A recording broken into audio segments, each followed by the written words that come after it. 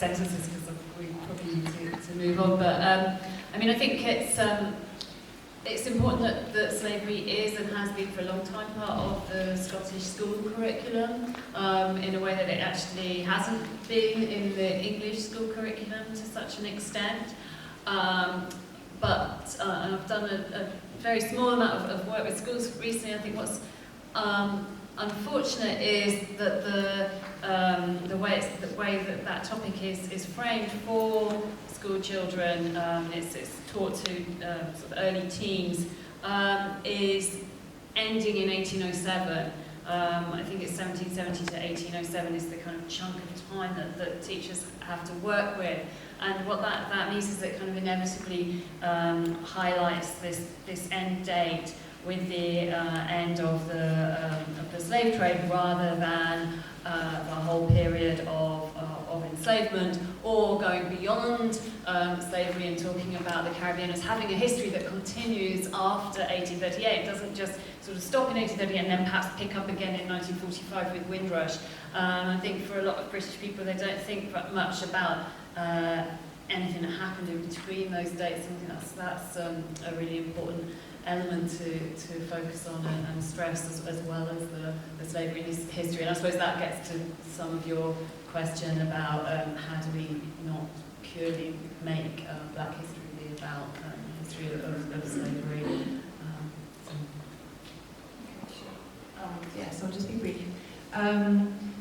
Like I mentioned before, it's really important to talk about African culture and civilizations outside of slavery. So, for example, if I take school children around, I say, well, what's one of the earliest universities that you can think of? And they're like St Andrews. I said, if you thought about Timbuktu, several centuries before, for example, get them to start to look at some of those civilizations. And for example, we did a workshop recently with some primary 7 children at the Watt Institution in Greenock.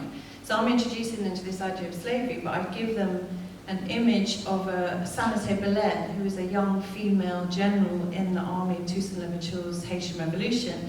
That is one of the first images that I want them to have in their mind when they're thinking about slavery. They're thinking about resistance, they're thinking about a dignified image. So those things are really important. How teachers can then approach it in a sensitive and respectful and dignified way.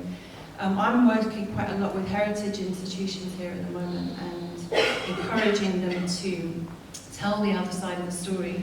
I was just harassing people up at Culloden Battlefield this weekend and saying, do you get Caribbean people coming to trace their heritage? And do you get, are you going to start to look at telling some of the story about the people who, you know, the Jacobites that went out then into empire and tell that side? And they were like, yeah, actually we really need to face up to this part of our past and we plan to do that. So that's great. So I do see a change starting to happen in a lot of these institutions. It's slow, but it's happening. So for example,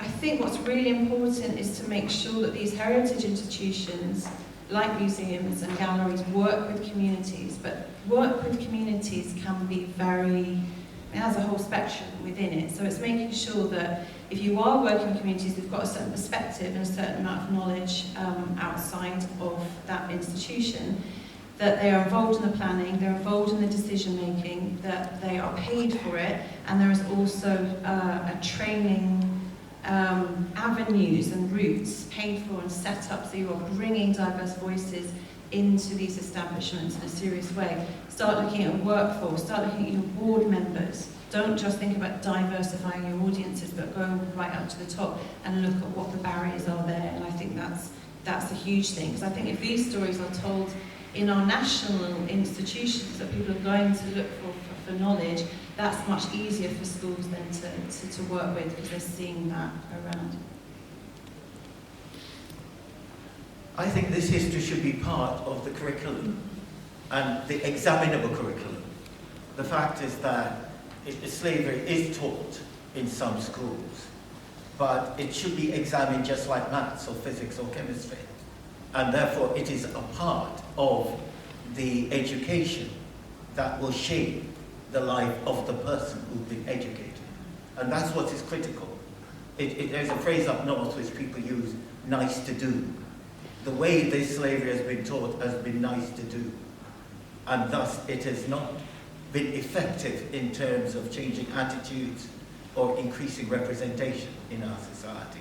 And that's what is important. And finally, you can teach children the truth. The trouble is, it's difficult to teach the truth to adults. That's the problem. Thank you very much.